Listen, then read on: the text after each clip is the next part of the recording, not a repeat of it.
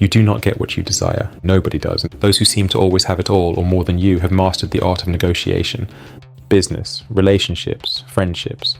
You either settle for what others give you or you negotiate. Make a deal on what you think you deserve, and if you do not get it, you walk away. But you probably never negotiate. You most likely never walk away, you settle.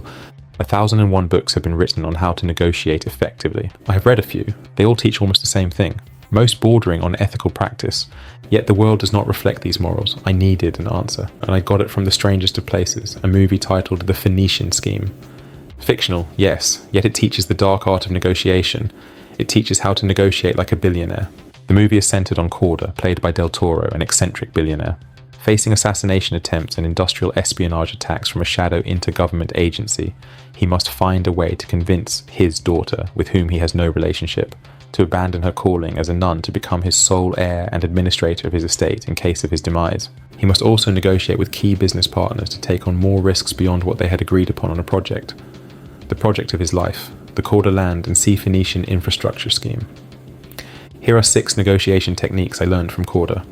Technique number 1. Make them work for it. After surviving his 7th plane crash, Korda sent for his daughter. She accepts his invitation for her own reasons. He explains to her she is expected to take on the task of being the sole administrator of his estate. She reminds him she is a novitiate nun. He informs her she must relinquish her ambitions to be a nun. However, she is on probation, a rather bold stand, considering in this scenario he has not been present in her life and had not contacted her in 6 years, and he had sent her away to live with relatives after the tragic death of her mother, his wife. Yet he dared to put her on probation. The lesson here is obvious. Never give the other person free leeway, nor throw in favours emotionally. Always make them work for it, even if you need them desperately. And this is where you fail. You give too much, too soon. You think showing desperation will move them. It does not. It weakens your position.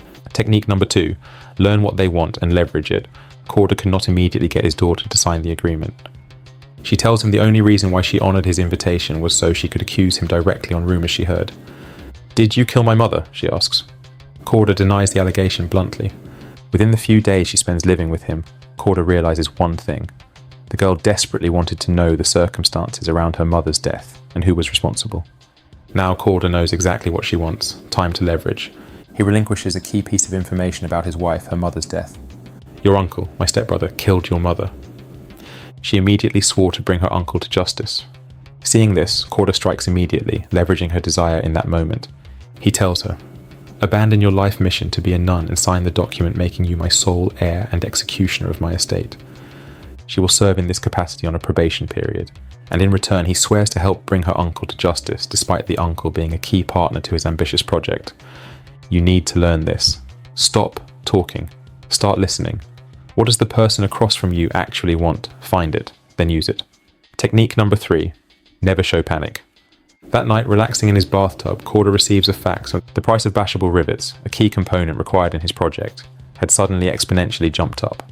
Also, bolts, spikes, pulverized gravel, and all categories of construction materials. This was the doing of the shadow government agency, manipulating the market against him. Their goal was simple: exponentially increase the cost of investment to destroy Korda. This was horrible for Korda. He had signed agreements with all his partners, each one knowing exactly how much they were to invest. With this news, there now exists a gap, a deficit in funding against the projected revenue, an amount so vast it would swallow up his wealth. He had no plans of covering the gap. His partners must, and he must make them. His plan was simple: visit each of them with no prior information about the gap. Act like the initial agreement is still intact. Show no fear nor panic. Make them think the initial agreement is what they are dealing with when, in fact, he has fiddled with it. Once they find out he has fiddled with it, he manipulates them to take on more liabilities. He measures their reaction and from there negotiates to his favour. The moment you show panic, you lose. The moment they see you sweat, they smell blood. Control your face. Control your voice. Act like everything is going exactly as planned. Technique number 4. Be ready to gamble. His first visit was to a group called the Sacramento Consortium and the prince of the region where the project is being executed. They had received an updated document of their agreement that had suddenly increased their investment by 25%.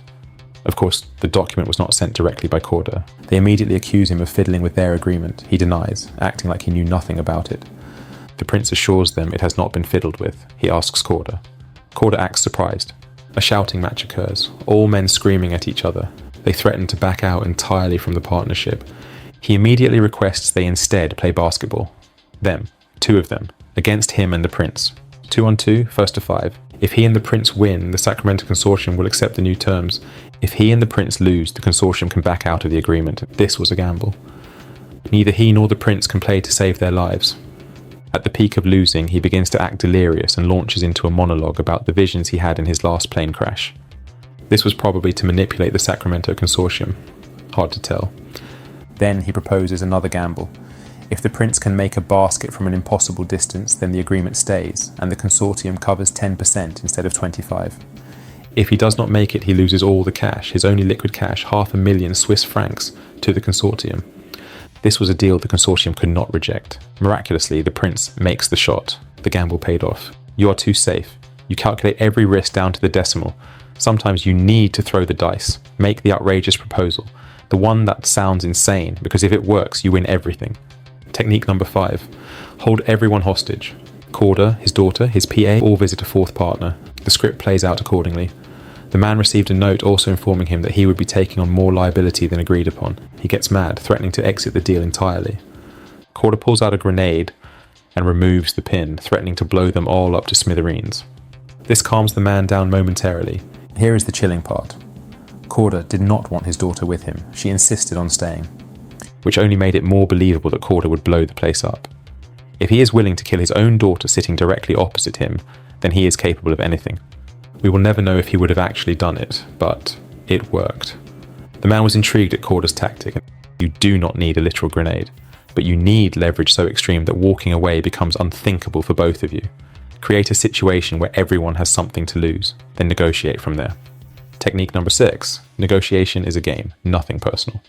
From the beginning of the movie, Korda's character was consistent, a man who loved negotiations. It would seem as though he took great delight in making deals. He loved to create opportunities that required him to convince people to do things. This was both on a personal level as it was in business. In the first scenes where his private jet was hit, an assassination attempt, we see his pilot rebut harshly about how he was forced, coerced, and bullied into flying, despite all obvious warnings that it was a bad idea. He could have perhaps spoken to his daughter about her becoming the administrator of his estate, and probably she would say no. But he chose to go the negotiation way. During other personal interactions with his daughter, he would first command, then appeal, almost immediately if she refuses him something. And this quirk again is seen with his interaction with his cousin. Command, and then appeal. Command, appeal, threaten, coerce, leverage, anything to get a deal. Never offended, although he acts it to help his case. Rarely taking anything personally, everything he does is calculated, a step, a strategy to come out on top in every deal. And this is the key to becoming masterful at negotiation, seeing it as a game, one you play every day. Sometimes you win, sometimes both parties win, and sometimes you lose. Like this video if you like. Subscribe and hit the notification bell.